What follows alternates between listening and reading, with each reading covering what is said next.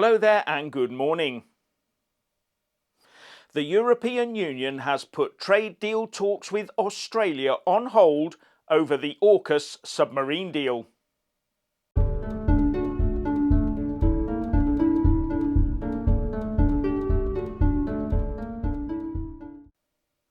As per usual, please like, subscribe and comment below. And when subscribing, please do press that little bell, but also select the all option, or you won't get any notifications when I publish a new video.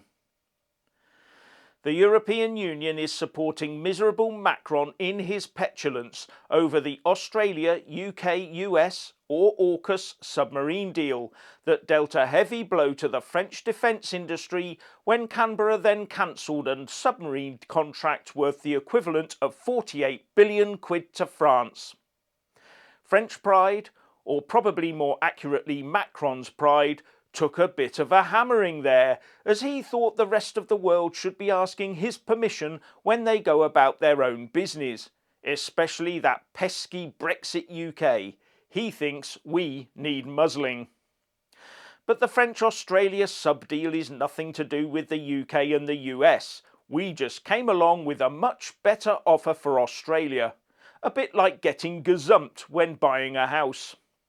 An offer that, instead of milking them for decades and giving them little extra in return, would give Australia real geopolitical clout with solid UK and US backing. And that's reinforced by the reaction of both China and France. Both of them are not at all pleased, which is a very good sign that we got it absolutely right. It will also have stung Macron because it's obvious that his whole French intelligence and foreign office setup failed him as well. Caught on the hop or what? Anyway, he went into a hissy fit that wasn't helped when France also missed out on supplying Switzerland with new fighter jets. Oops.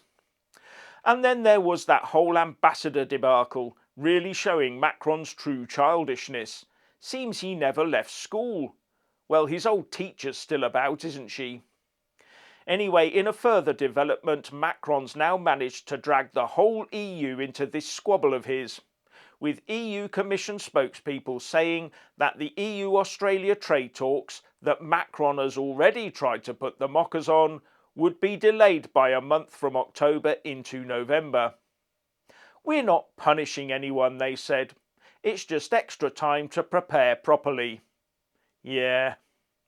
Sounds more like Macron pressing EU buttons as he tries to exert his authority as the self-styled successor to Merkel's control over the EU, and pleasing his domestic French voters in the process. France imposing its will, etc., putting Brexit UK in its place, etc. Macron just wants to continue the old ways of when the UK was an EU member, where the UK had to ask for everyone's permission to do just about anything. How dare they now run off and do their own thing without consulting us, Macron is raging. Like having a neighbour demanding we ask them for permission to redecorate our own lounge, or to give the nod to who our friends are. But they didn't ask our permission to delay those trade talks, did they? But we wouldn't have expected them to do so, would we? No, as ever, the EU thinks of itself as the big player on the block, and the rest of us have to bow and scrape, pay our respects and dues. Sounds very mafia-like, doesn't it?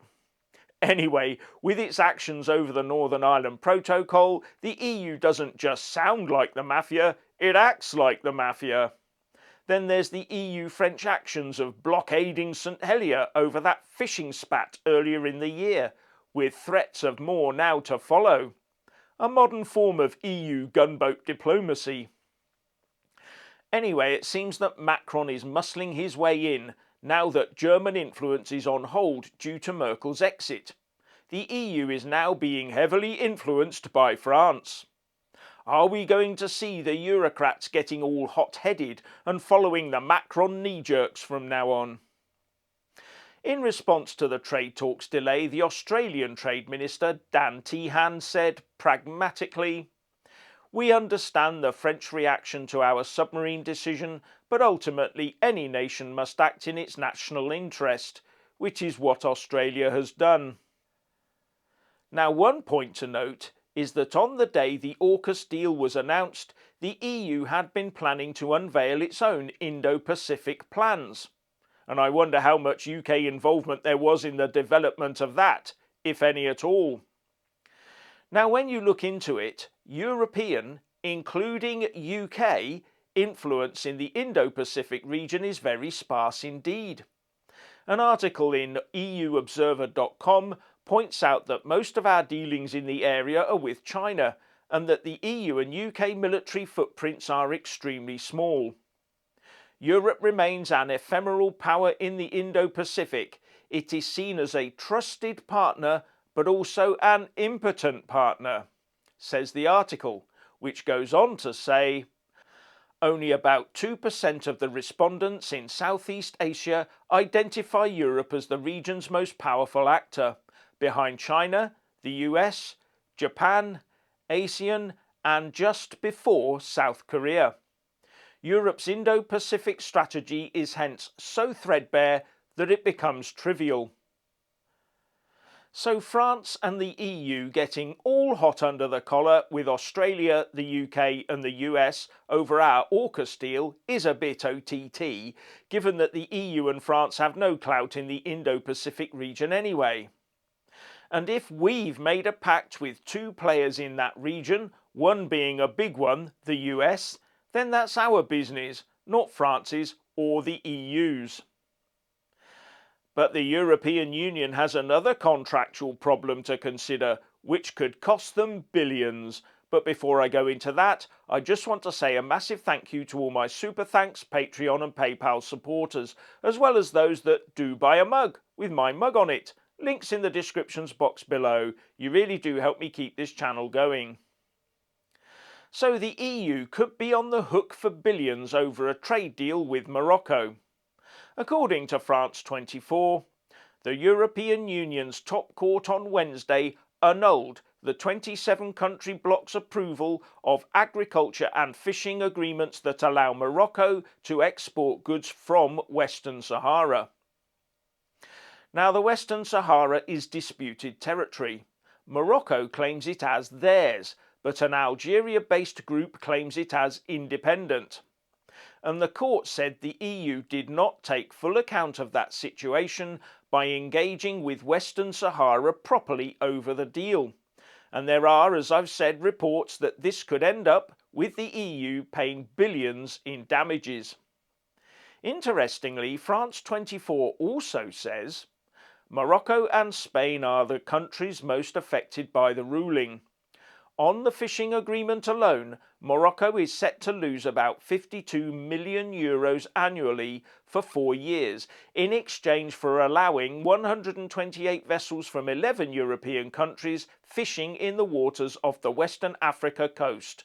92 of those vessels are Spanish. So, more woes for the EU fishing community to suffer, as their areas of potential operations are further reduced after Brexit. No wonder they keep hammering away at UK waters. And you can imagine where those boats will now be trying to get into, can't you? So what's your opinion on Macron's response to Aukus and the EU getting seen off in the Western Sahara? Please like and comment below.